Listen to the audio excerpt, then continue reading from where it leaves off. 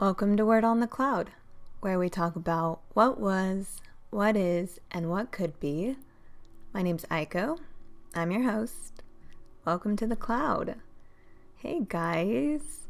I'm recording this Thursday, January 20th. I hope everyone's been doing well out there.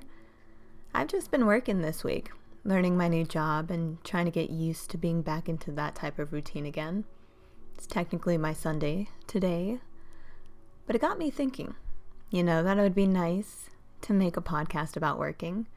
We all work, right?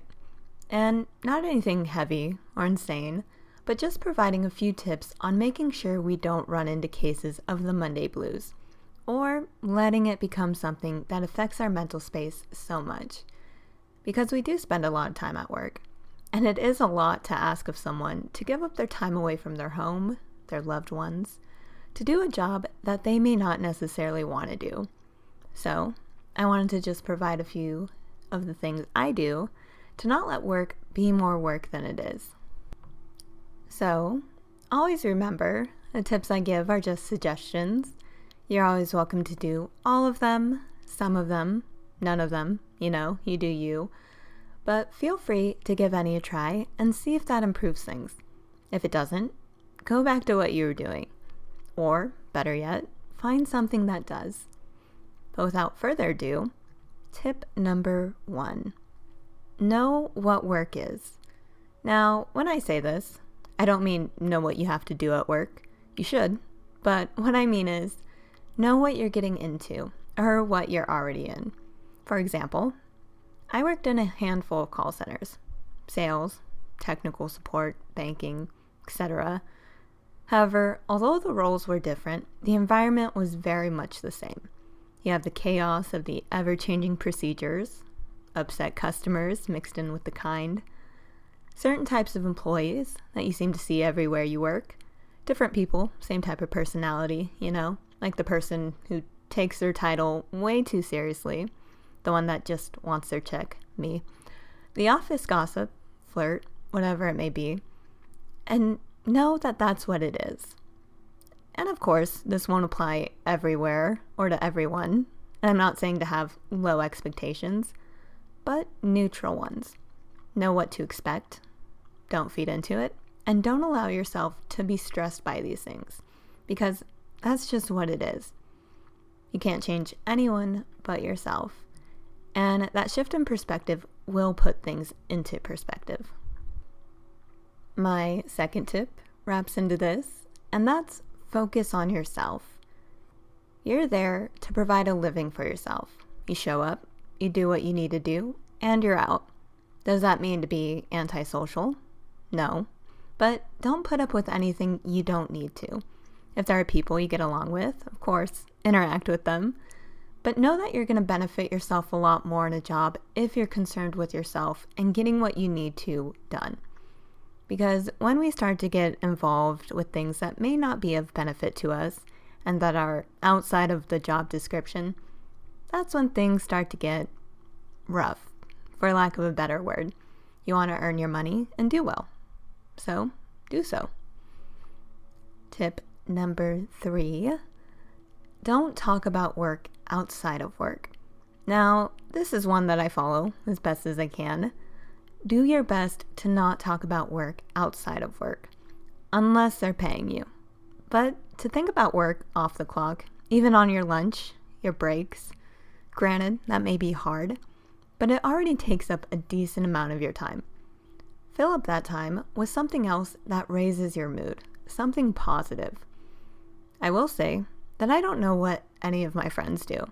And if I do, I only know where they work and maybe 1 or 2 incidents that may have affected them. But other than that, the conversations are always on music, what they're doing in life, whether that be learning a new skill or learning about a new place they went to.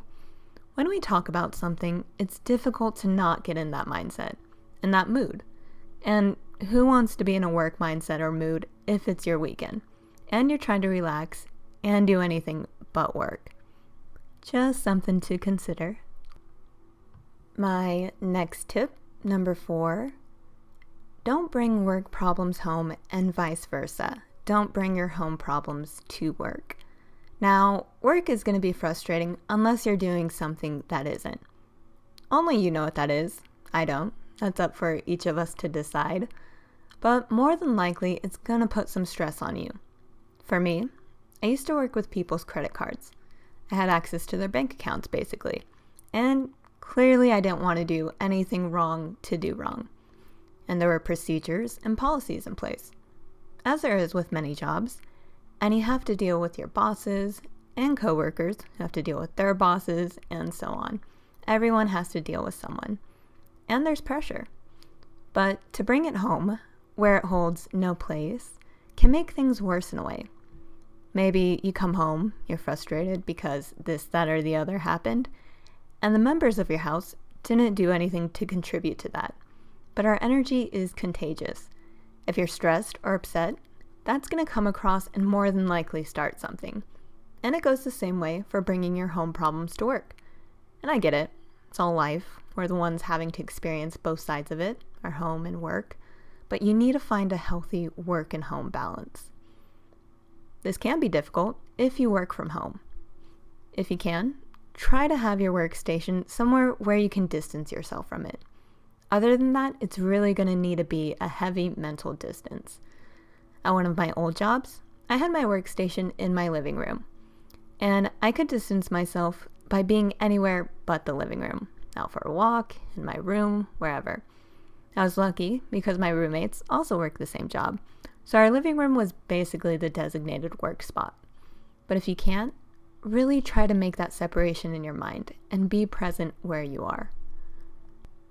Which brings me into my next tip of being present.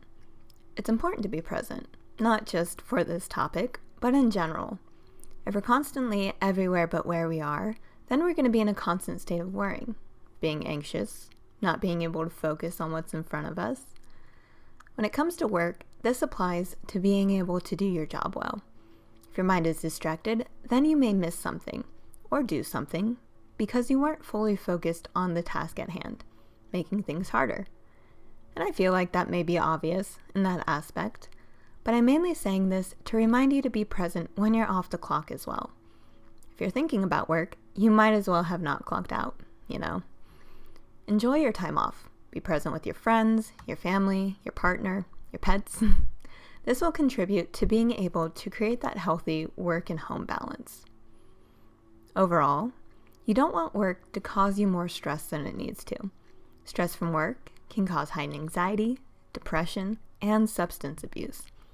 There is even a fact that said that people who are concerned with losing their job are 20% more likely to have heart disease, while those who may be relatively happy with their job still may be chronically stressed. And we all know stress is no good on the body for your physical and mental health. I want to remind you that work is just a means to living. We have bills to pay, mouths to feed. We all need a roof over our heads. But it's not your living. You aren't given this life to just be stressed and work. You're here to live, to experience, to love. I really do hope some of the tips within this podcast bring you a little more peace and less stress. I know you're going to do amazing things in this life, and don't let work take you away from that. And I'm sure you'll do amazing things at work because we want to do well, but do things for yourself too. You're more important. Work will always be there. But, as usual, do with this information what you will. Do want to thank you for sharing your time and energy with me, and I'll talk to you again soon. Later.